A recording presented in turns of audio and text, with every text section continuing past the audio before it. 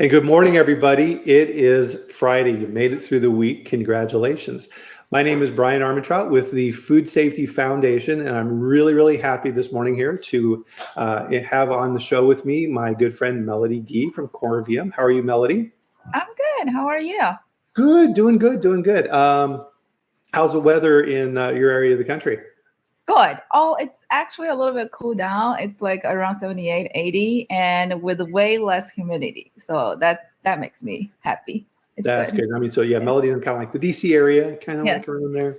I'm of course out in Loveland, Colorado, and this time of year is pretty warm in Colorado, but it cools down at night. So I think last night it got down into the mid 60s or so. It's currently 70 degrees, which is actually pretty warm for here for this time of morning because we don't have the humidity.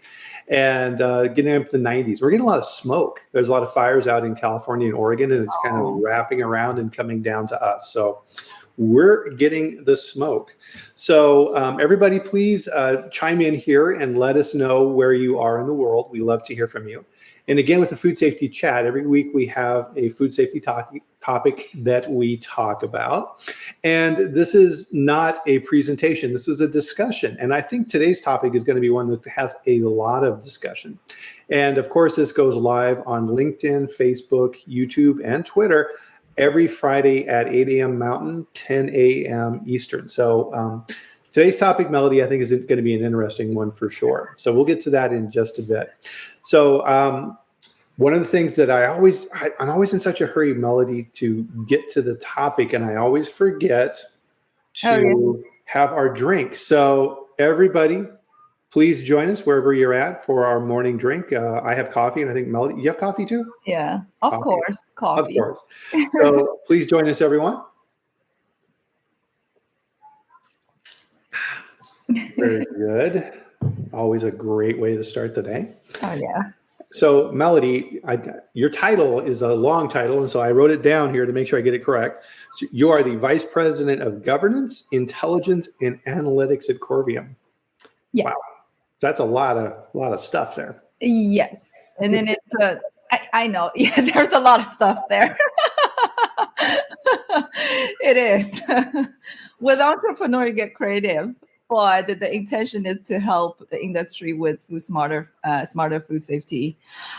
With everything going on in the industry right now, our mission is to use the digital solution to help your facility with your environmental monitoring program, your sanitation practices, and your product testing practices. And then my job is we look at identify the data and combine with public data to use the data, tell the story, let the data tell us what to do, and see if we can generate better practices for our customers and for the industry. And then also I do compliance side, so make sure we are meeting the FDA, USDA requirements or any other government requirements that our customers need. Nice. So Corvium.com. So Melody's email is on here if you'd like to reach out and learn more about Corvium. I think on the data side, you make a good point, because one of the things in quality and food safety that we're really, really good at is collecting data, but we don't do anything with it, right? If you collect it and you don't do anything with it, what's the point? Right? Yeah, exactly. Yeah. Well, and then I said this multiple times to the public as well, is first we need to collect the data. So we need to make the data from the paper to some form that we can do the analytics. Exactly. So today's conversation, Melody, is a very interesting one. This is something that impacts everybody. Good morning, Austin. Nice to see you. Is your boss, right? If you're working for a company, you've got a boss. And even if you're an independent consultant like myself out doing things and working in the industry, you still have a boss, right, that you're working through.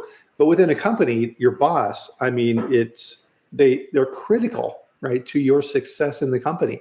One of the sayings I have is that you don't work for a company, you work for a boss.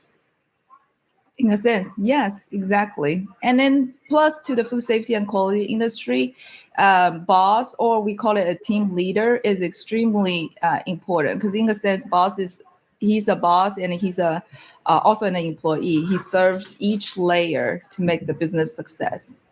And for food safety, we need that. Yeah. Yeah, and in particular, and that's why I wanted to talk about this topic today on kind of the people side of things, right? We have all these technical skills of food safety and FSMA and data and all these things, but it still comes down to the people side of things too. If you don't have a good team and good people, you're not going to get good results. Mm-hmm. Yeah, exactly. And I think that within an organization, I mean, having a good leader, a good boss in food safety is doubly important, right? Because they're really setting the tone for the whole company. It almost like the role model of the team member. What the boss do, what emotions the boss brought in, that really impact your team member. One thing I experienced, this is my personal experience, not against Corvium or anything, just my personal working experience, because I was an employee before and I become a boss sometime later in my career. I try to have my emotion neutral every time I walk in for my team's meeting, because I realized when I was the employee, I look at my boss's emotion, and then that does impact my whole day. And I think that is also quite something a good boss could lead. Ooh, that's a really good point, right? Yeah. So if you go into the morning team meeting and your boss is in a bad mood, Mm-hmm. It will impact your whole day. everybody in the entire group is like, geez.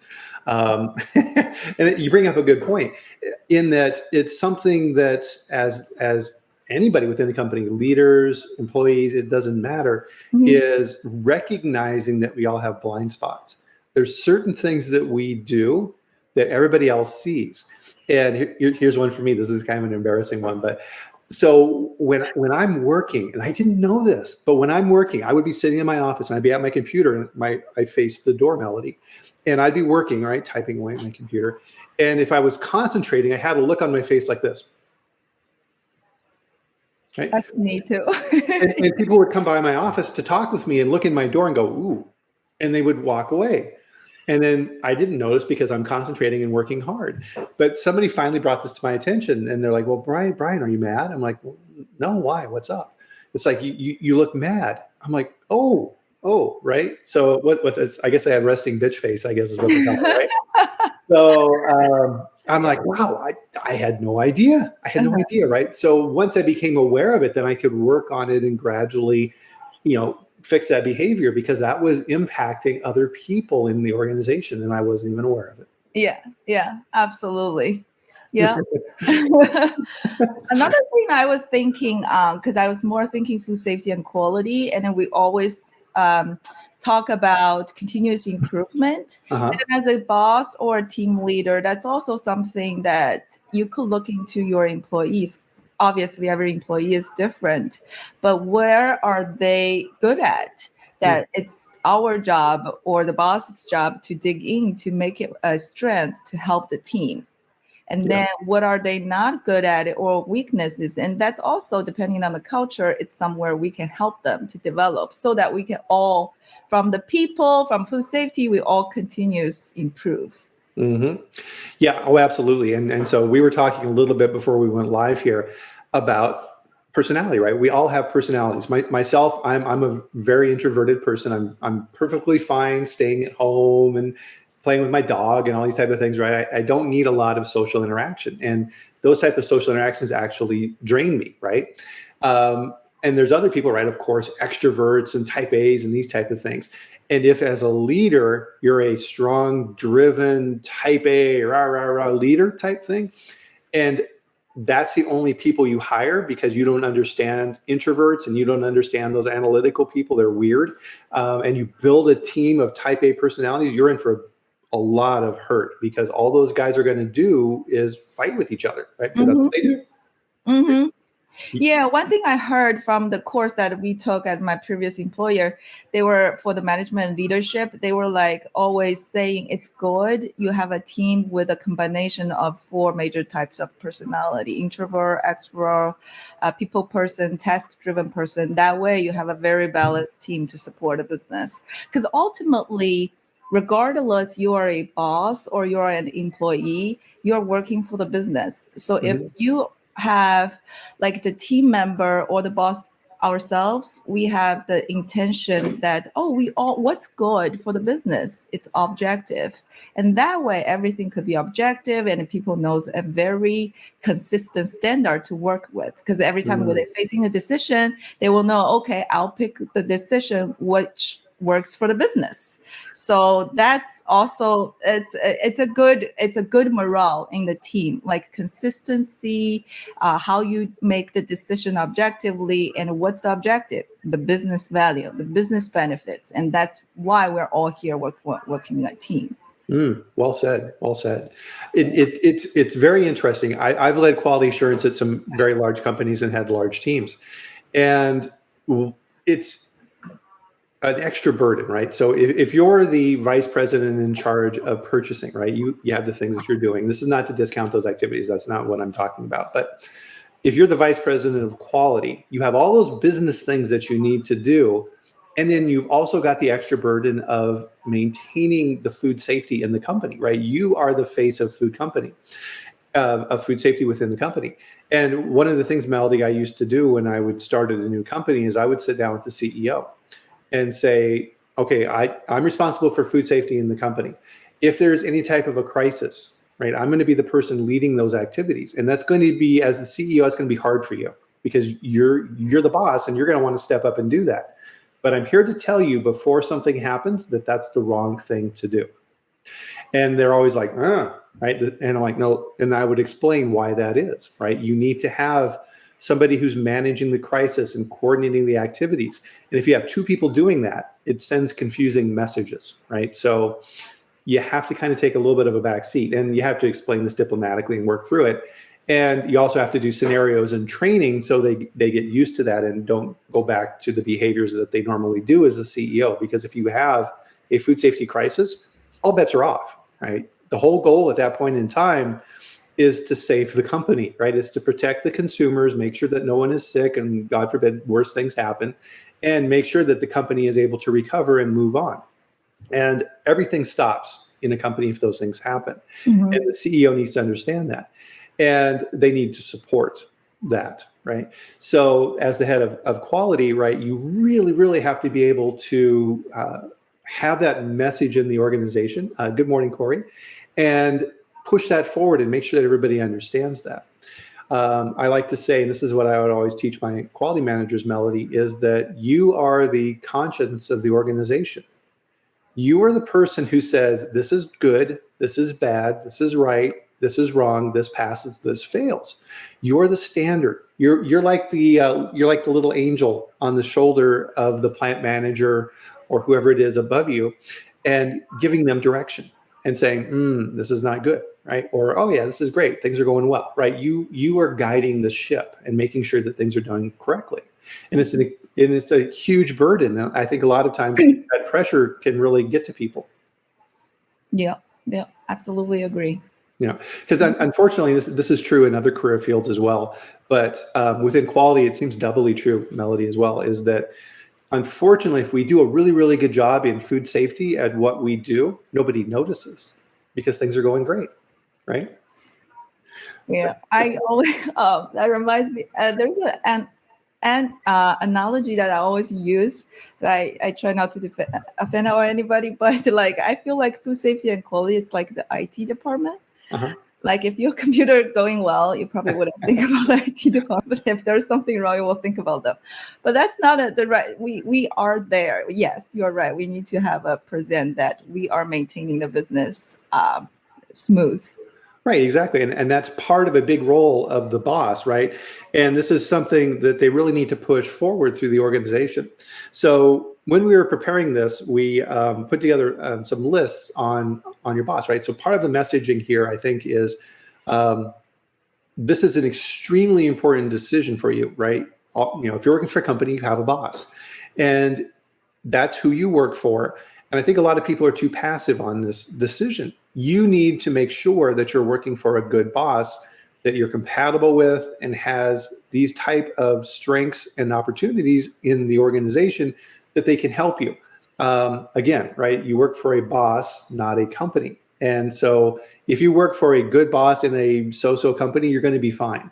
If you work for a bad boss in a good company, No, you're not. You're going to have a really hard time, and you're going to cause yourself a lot of stress. So you need to understand these things. So I figured, Melly, we'll kind of throw out some topics here around this on from my experience and yours in the food safety area. What makes for a good boss? And we broke these into kind of like personality traits, and then the actions that you see the boss taking. Right? These things are super, super important. Cheryl, good morning. Nice to see you, my friend.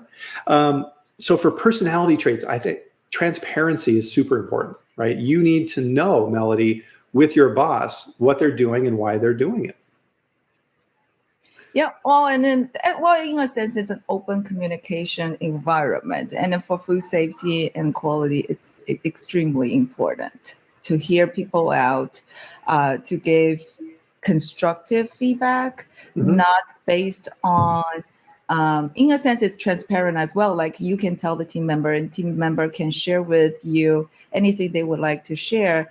And then being a boss, I think that I'm trying to do it better here, is trying to hear the team member out based on their needs rather than based on our own or the boss's own experience. And that's quite important as well.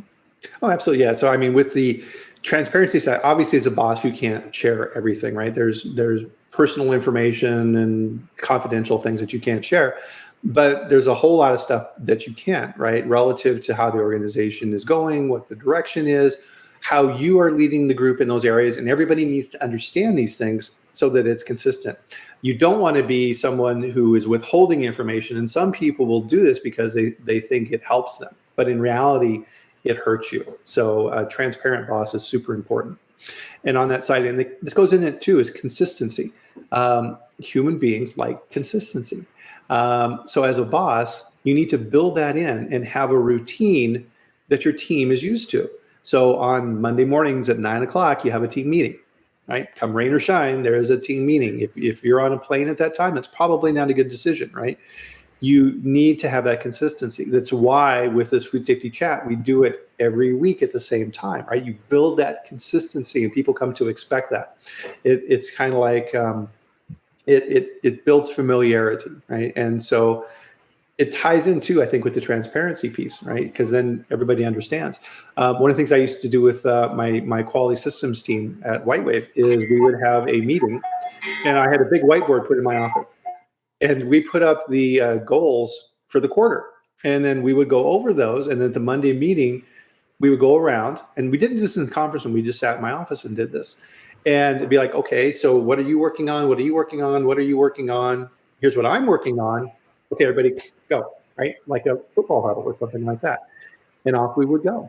Yeah, I agree. And then consistency also, in a sense, not like besides the routine, the operation side, also be consistency on your decision making. And not like if I decided this and then things changed, all of a sudden the whole direction changed. Well, absolutely. I understand if there's a reason the business direction changed.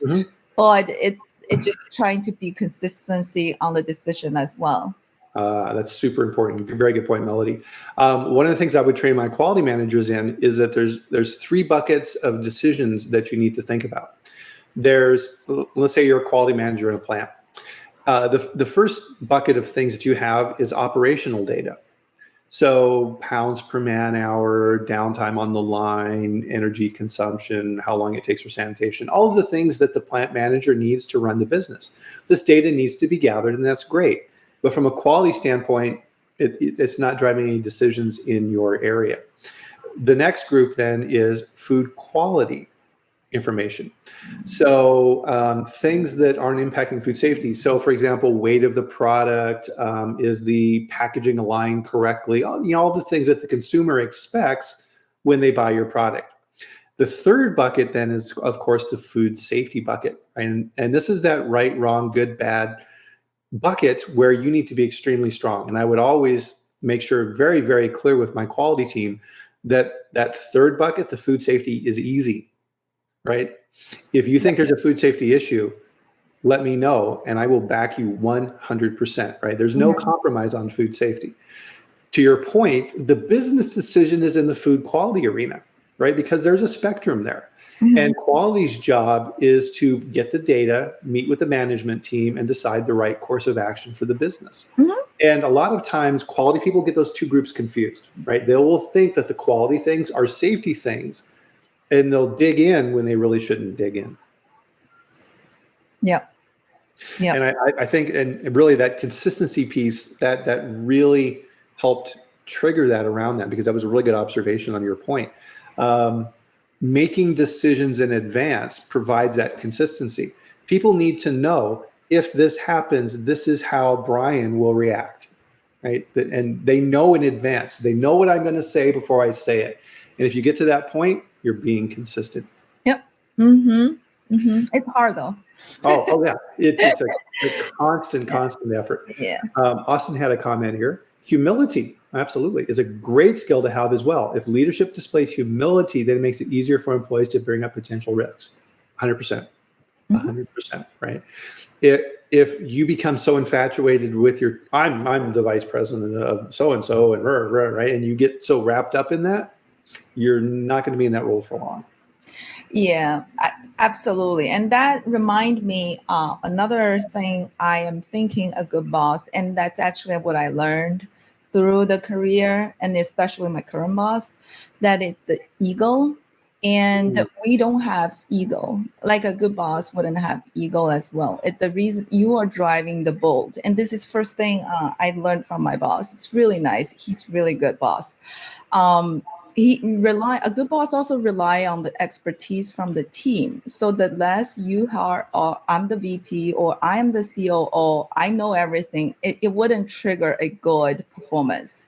It's let's all work together. There's no title. It's the team that we are contributing in the business value, because ultimately we all work for the business. Mm-hmm. So I think that is really a good skill for a boss too. Just less ego on the boss. Like, we can make mistakes. We're fine, make mistakes.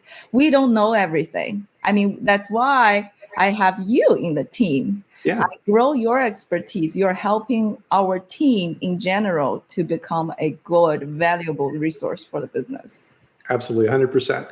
And so one of the things I worked really hard on in the organization was putting together good objectives. And so a lot of times the organizational goals are kind of fuzzy, right? They're very abstract and they're written in flowery words. And a lot of times it's very difficult to get that into language that works for your department. But I would really try and figure that out every single year and put objectives for the quality department and then objectives for each person in my team. And I worked really, really hard to make sure that those things all stacked, right? So that everything was consistent. Because if there's a mismatch, then the organization doesn't understand why you're doing what you're doing. And that's not a good place to be. Mm-hmm, mm-hmm. Yep. I was just reading the notes from one of the user. Leaders must understand that FS and Q, it is not a function of a post-mortem information, but working on all preventive measures, sanitation, pre-op, CIP, inspection, documents review. Yep. We are everything. We do everything. Yeah. Yep. And that's why I say that quality is the conscience of the organization, right? We get in everybody's shorts, right? Right. We're the group going over to procurement and saying, hey, what you doing? Right. Right? So it's a unique role we have in that capacity. Yeah.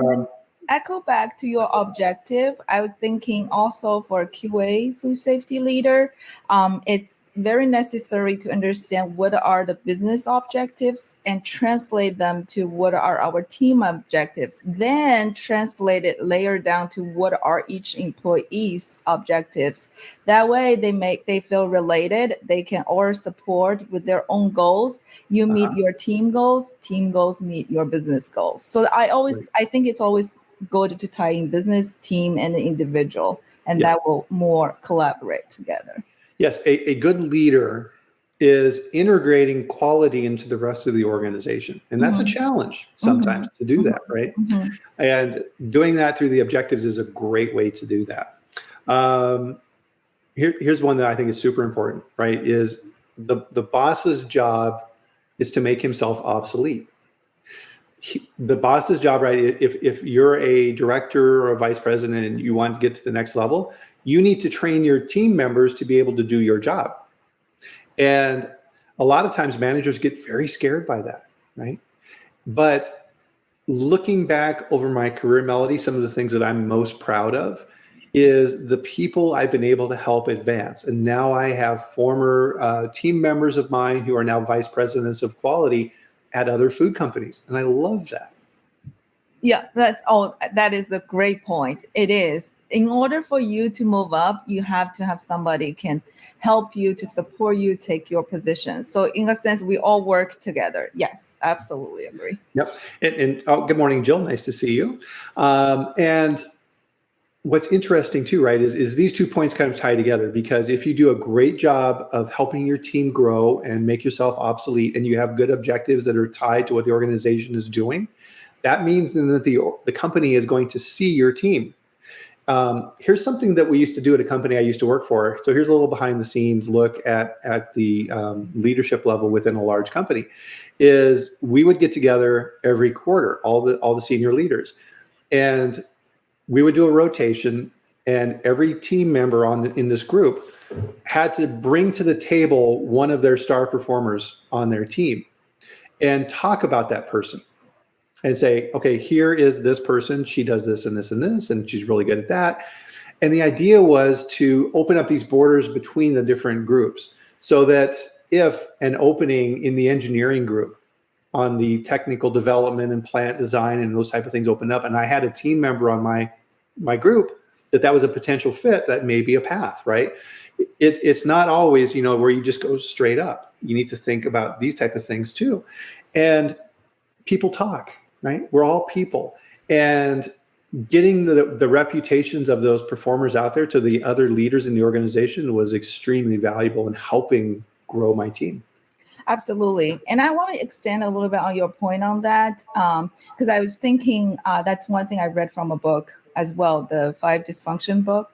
What's it called? The 5 Dysfunction of a Team. Well, hold it up there for everybody so they can. Yeah. I really like this book. I got it. I read it twice when I was starting my leadership. So one thing the author Patrick was mentioning is also, if you have a multifunction team, let's say 3 or 4 multifunction team, it's always nice to encourage your team member that they know other functioning teams, what they're doing, so they can back each other up. So let's say under your team, you have R&D, you have sensory, you have food safety, you have audit. They seem, and you have lab testing. They are individual functioning to support this big team, but it's good. Each team knows the other team to do. So in case some other team leaders, they're leaving, this person, let's say lab testing, can take auditing's job easily.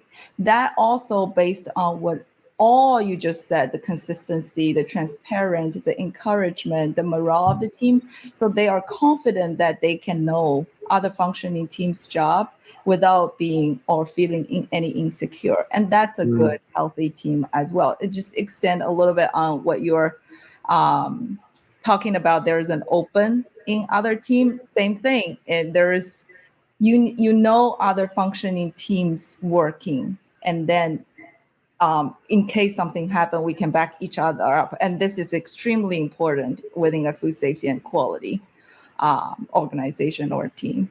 Mm-hmm. Absolutely. And so on the personality side too, Melody, I think there's some key attributes here, right? Is, to your point, is grace under pressure, right? Because if a food safety crisis happens, everybody looks to the leader, right? In the quality group. And you have to be rock solid, right? Here's our plan. Here's what we're going to do. Here's how we're going to investigate. Here's the next step that we're going to take, period, right? Everybody is looking for that, and you have to be able to do that. And building in that is all part of what we're talking about, this consistency and these objectives and all these type of things that you need to bring to the table as a leader in the organization. Right. But the other side of this coin too, right? And this is why these things are so difficult, right? It takes a lot of work. And if you just focus on the technical side of things, I'm going to get really good at FSMA and PCQI and all these type of things, that's only part of the equation, right? Everything that we're talking about here today, finishes it out, right? Rounds you out as a good leader in the organization to do these things, right? Because you have to do this with other people. So the other piece of this too is you can't be serious all the time, right? You have to be a person, and you have to have a sense of humor, right? And be able to show that and explain it and talk about that. One of my previous quality managers, do you remember Sharper Image, right? So I think they're still kind of around, but not like they used to be. He bought, and this guy was hilarious. He bought an animatronic monkey head that sat in his office. And the thing was big. It was like 3 foot tall. Yeah. And it would react to motion, and the eyes would move and all these type of things. And we would always joke that he wasn't in charge. It was the monkey who was running quality, right? And so I would call him about something, and a decision that needed to be made. And I'd be like, well, what's the monkey say? And he would be like, the monkey agrees. The monkey, all right, there we go, right? And so you got to inject some humor and some levity in these situations as well, too, right? Because what we're doing is so serious. You have to be able to balance those things too. Yeah. I just want to call out Joe's comments, which is a very good add-on comment, that it makes she said, it helps everyone appreciate each other, know the other's function, and hear what's happening. It's so true. I tried it out with my previous functioning team, and then all of a sudden people understand each other, where her struggle is, where his challenges are. It's really, yes, I absolutely agree with Joe. Yeah. And I forgot that point. It's a good point. Yeah. Yes. Sometimes, and this is kind of a personality thing too, right? Is some people have a hard time listening, right? They want to be talking all the time. Mm-hmm. I remember a guy I used to work with who you would be talking with him, and during the conversation, and you figure this out pretty quick, right? This is one of those blind spots we were talking about that people have. He would tune out of the conversation. He was a super, super smart guy, and he had a million things going on. And if something caught his attention in his brain, you knew it, because he would start going, and you knew he wasn't listening to you anymore. You could say anything you wanted, and he'd go, right? So you need to be empathetic and pick up on those things, right? So that I learned in those conversations, if that was happening, I would say his name. And then that would snap him back to the conversation. Or ask him a question. Yeah, exactly. Right. You need to pick up on those things. Right. So all of these things, right? I think probably one of the most important personality traits, Melody, and this kind of ties everything together, is they care about you as a person, right? They know your family. They know the struggles you're going through, and they can help you with those and react to those depending on how you'd like to manage that. And it's something you can't fake, right? You have to be able to understand your team and develop those relationships. And a lot of times when you work in technical fields like I do and you do, and a lot of people do, is that gets glossed over, like, that doesn't matter. It totally matters. Totally matters. Yeah. Another thing I thought about it, because I keep thinking my current boss, I want to call it out. One more, he's really a good boss. I learned a lot of his skill. I think another thing we also need to mention is the trust between the boss and your team member. And how we build up the trust. It's also like what you talked about, and also the caring part, also knowing who you are, what's your personality. Of course, a boss wouldn't blind trust anyone, but it also takes two parties to work together to make the bond. And then once the trust is there, it makes a lot of things easier, actually. The communication, the decision, even sometimes argument. I went in fight. Fight is good. Fight, it makes sparkle. But those all in all is built on trust. That's another good aspect, I think. Fighting makes sparkle. I love that. Right. That's what I mean. That's because I'm going to feel that. I like that.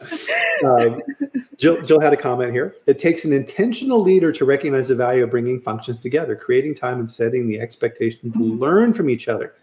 What did you find worked well to support your teams in that area? Wow. Good question, Jill. I'll let you tackle that one, Melody. What did you find worked well to support your team in this area? You mean in food safety and quality? Let me think. I have an example while you're thinking. Yeah, go ahead. So at a past company, the quality and the R&D groups worked really, really close together. And the company moved very, very fast with new products. And we were having some failures, right, where there wasn't good communication, things like that. So I got together with the head of R&D, and we put together a little mini conference at a hotel by work. And we got together and talked about the different things that we did, and we did exercises. And one of the things that we did is we put together a Jeopardy game. And we had all these categories of the design control process and all these different type of things. And then we had teams competing against each other. And it was a blast. It was a ton of work to put together, but the team building between those two groups, it was totally worth it. Yeah, yeah. And then sometimes I think it's naturally happen. For example, a lot of function team works together naturally within an organization. For example, buyers, auditors, internal auditor, and R&D. And what's missing, I guess, it's a leader's recap. Like, for example, it's always a constant battle, the buyers versus the quality auditors. But then they actually naturally work together. The buyers goes out with the auditor to look at their perspective auditing the supplier. The auditors sit through buyer's negotiation call. So what takes a little bit step ahead forward is a leader or a boss sit down and recap. Here's what buyer's priority, why the why the challenge occur, because the buyer thinks the priority based on their function. The auditor thinks the priority based on the auditor's function. So they will already naturally work together with these two completely different functions. But the good boss or good leader could take a recap meeting afterward and then consider and let the team member know, here's their priorities, here's their problems. Right. Well, and it's the leader of quality needs to recognize that different functions have different objectives. And the R&D groups is to develop new products, right? And marketing is to find what new products the consumers want. And the sales job is to get clients for, and the procurement group has completely different objective, right? Their job is to buy things and get them to the plant on time and make sure it's the right product and it's not damaged and the POs are paid and all these type of things, right? The head of quality, their job then, and this goes back to our conversation of the organization, is to make sure that in all those groups that food safety is included, right? It needs to be in procurement's objectives for food safety. And once you align those things get a lot easier. Yeah. But no, good point, Jill. Thank you. So that's kind of the personality side of these type of things too. But there's actions as well, right? So you have all these type of activities, but there's actions that your bosses let you do and what they do as a boss, right? So there's talking and then there's doing, right? We're kind of talking about the doing piece now. And a huge part of that is you don't want a boss who's a micromanager, right? And won't give up anything and won't let you make mistakes. Right? If you're in the department and let's say that you're in supplier quality, that's yours, right? That's not the VP's, that's yours, right? You need to understand your objectives and you need to operate within that and manage your role. It's your job. Yeah. Speaking of that, the micromanaging, I think, yes, on one hand, I always look at things different perspective. And when I was an employee, I also don't like my boss tell me exactly what to do. But then years later, I also changed my perspective. I think it's more of he or she is using her experience to guide you, avoid unnecessary mistakes for the business. Once you prove your capability, you can do this project on your own, then I think those micromanaging will be gone. It's just, I think it's the very beginning and they might apply. It seems they are micromanaging at the very beginning of the stage, but it actually, it's not long-term advice. Well, I think that's a good example then of building that trust bond, right? And exactly. Yeah. And when you have a new employee, you need to figure out what are the right boundaries for that person, right? And how much do they need? There was a plant manager in my past, a super plant manager, really, really good leader of his teams. And I remember sitting in his office one time and his supervisor for a cheese manufacturer came running into his office, and we were sitting there talking. And he's like, "Oh my God, we got a big problem." And so the plant manager sat back and said, "Okay, well, tell me about that." And the person explained the problem and what was going on and these type of things. And I knew the correct course of action. He knew the correct course of action. But what he did stuck with me. And I learned this lesson a long time ago. He turned to the supervisor and he went, "What do you think we should do about that?"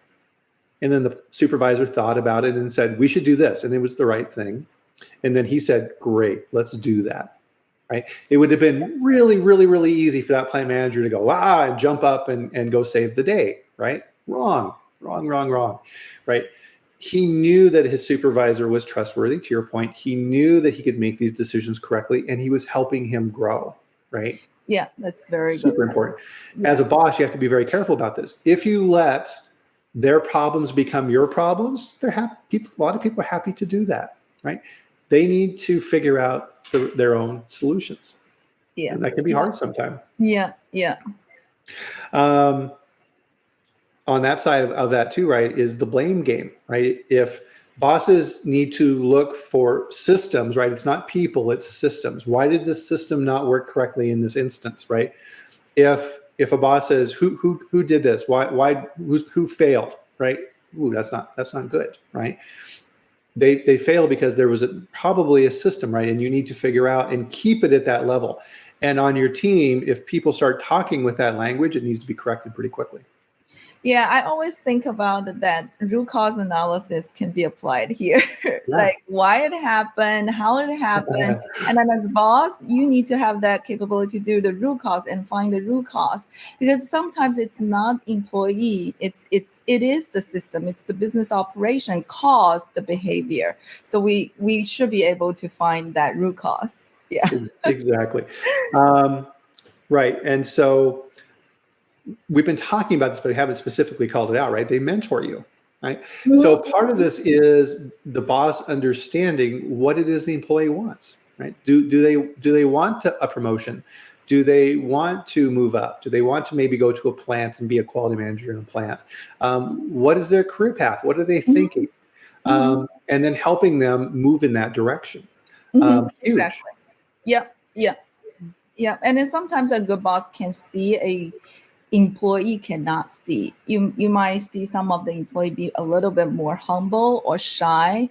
They are not that self-confident, but a good boss is that to dig that part out and then tell him or her, you can do this. I see you can do this. And the chances are 80% or 100% put that people up in that position, she or he can do it very well. Mm-hmm. That's also, like a coaching or like mentoring or a leadership out. Right. And that's where those objectives become so important, right? Where you align those correctly. And I would always build into people's objective as a section there. I had one for me too, always, of development and growth. What do you want to do? What classes you want to take? What do you want to learn? Mm-hmm. What do you want to explore? It doesn't even have to be in what you do. What are you interested in? Mm-hmm. And then build those things out. And one of my rules, and if I didn't do this correctly, it was a failure on my part, was if you do this correctly, Melody, quarterly reviews and annual reviews are never a surprise. Right? You sit down with the employee and they rate themselves first, and then they give that to you. Mm-hmm. And what you rate them at and what they rate themselves at should always match, pretty close. Mm-hmm. If the employee says, "I'm a superstar," and you're like, not so much, right? Mm-hmm. That's a failure on your part as manager, because you're not communicating to them where they need to strengthen their abilities. And if that happens, then you need to do some course correction, which is why you should never wait for an annual review. Ideally, you should be sitting down with your employees at least every quarter and going over the objectives and saying, "Okay, how are we doing?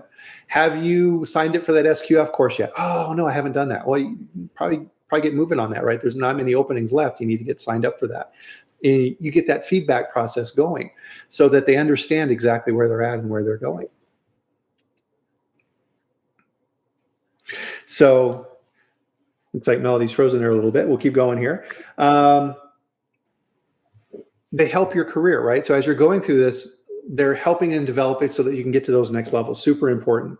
Also, they're not rigid, right? And this kind of gets into the humor and the other aspects relative to that person and how they're doing things. And being able to communicate with them as a person is super important, super, super important. So with that, right, we've kind of talked about the personality traits that are important for a boss and for you working for a boss, right? These things are interchangeable, because if you're wanting to be promoted within your company, you may want to become a boss as well, right? So you need to think about these personality traits. And then the behaviors of that boss, right? And those are always on display, always on display. It doesn't matter if it's a offsite company function, an informal gathering, team activities, working in a plant or whatever, always on display. And you need to take those actions and demonstrate them, right? We're all familiar with the saying, right? Walk the talk, right? So you have to walk the talk as a boss. And in the food safety space, that is even more important. So, all right, we've been talking a lot about these bosses, and where are they, right? Oh, we lost Melody. Oh, here she's back. Oh, there you are. Already. Oh, that's okay. So I was just kind of closing out here on the personal traits of a boss and the actions that a boss takes, which should be the same for you too. Same for you too.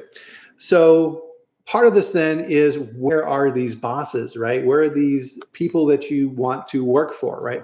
And part of this is your responsibility, right, Melly? You need to find them and seek them out. And you have to remember that when you're interviewing, it's just not you interviewing for a job, you're interviewing them, right? You're trying to figure these things out.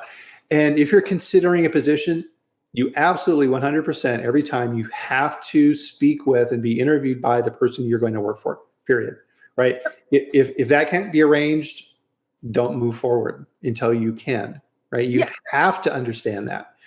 And this circles back to the beginning, right? You don't work for a company, you work for a boss. And if you have a boss who isn't demonstrating these capabilities, you're going to be not too happy. I agree. And then chances are in the interview, when you interact with your future boss, you will sense the culture, because the boss is the employee as well. So you will see how the company, the morale, the culture is as being a leader and being an employee. Yeah. Definitely. Exactly. Yeah, I remember one conversation one time with my boss, and he was running operations, and all of these things that we're listing here going through my mind, I'm thinking about him a lot of the time. And boy, he was good. And I remember I had a problem, and it was with a co-packer, and they weren't being cooperative, and I was, telling him about what was going on and what I was doing about it. And he was just bam, he's like, you tell me what you need. If I need to get them on the phone, we're going to call them right now. 100%. This is unacceptable. I knew without a doubt he had my back. Oh, that's very nice. That's very lucky. You are very lucky. I was. Yeah. And I knew it, right? Because I was able to identify these things. And a lot of times it's a feeling like, oh yeah, good boss, right? But it's these things that we're talking about. It's behaviors and actions. And our goal overall, right? And this never ends, right? Our goal is to become more like this in whatever we do. It just makes us better people, and it makes us better leaders, and it's super important. Any other closing thoughts here, Melody? And first, I'm sorry, my internet somehow went down, and I'm glad I'm back, because I really want to echo this book. I will use it is the 5 dysfunctions of a team. I'll use one thing, it resonated me till today after I read it a couple of years ago, is that a boss could be absent. Like how you vision a good team is that whenever the boss isn't there, the team function without you, just as you are there. That is a good team. That takes a lot to build, takes a lot of skills, everything that we just discussed. But we will all get there. We can do that. Oh, that's perfect. I love it. Great way to close. So I hope we've been able, so in food safety, what we're talking about here is doubly important, right? Because you have to demonstrate all these attributes for the entire organization. And if you don't do these in advance, and God forbid something awful happens in the company, like a recall or things like this, it's not going to go well, right? You have to prepare and develop these skills. It's not all technical. It's also the people and the personality and being an effective leader. So don't forget that, right? That's the main lesson. Hopefully people are able to take away. And I wanted to call out here, and Jill has been a guest on our show, Jill Stuber. You can see her in the messages here, Stuber. She's a coach, and she helps people with this, and she does amazing work in that area. So if you want to continue these conversations on that side, I know Jill would be very happy to speak with you. She's very easy to reach here on LinkedIn. So I wanted to call out Jill on this as well, right? And reach out to her. She's amazing. Barbara, thanks for the conversation. Absolutely. We enjoyed it, right? And so I think, right, and we wanted to emphasize here, right, that no matter what we do, we're people, right? And we have blind spots, we have strengths, we have weaknesses. And the more that we understand those, the more we can grow and evolve as people. And I think that's really important. Yeah, and then I think, if I may, I would like to call out as well the community. It's also important you join a community that you can share your soft skill, your technical skill, like what you do, Bryan, the Food Safety Foundation. Like a lot of time, our food safety professionals, we stand in our own zones, but actually there's a lot of people experience the same thing. It's good you join a community to share your experience as well. You're not alone. Everybody is so related to what you have already experienced. And another thing is for students as well, like they might not know what they expect to enter the industry. There is a community there too. We have Women in Food Safety. You can also join, and then we can help you with a lot of questions. It's a community that we all help each other, then we become stronger together. That's a super good point. Thank you. A lot of times we feel that we have to take the burden on ourselves, and there's a lot of help and a lot of resources and a lot of people with a lot of experience who are more than happy to help you get to that next level. So please reach out, right, and join those groups. Yeah. So perfect way to end. Thank you, Melody. Yeah. So everybody, of course, we're here again next Friday, right? So please join us, and same time. So we are on LinkedIn, Facebook, YouTube, and Twitter at 8 a.m. Mountain, 10 a.m. Eastern, and we'll talk about a new conversation around food safety. But this was a great one. Thank you, Melody. I really enjoyed it. Thank you, Bryan, for having me. All right. Well, thanks, everybody. Have a good day. Have a nice weekend. Bye.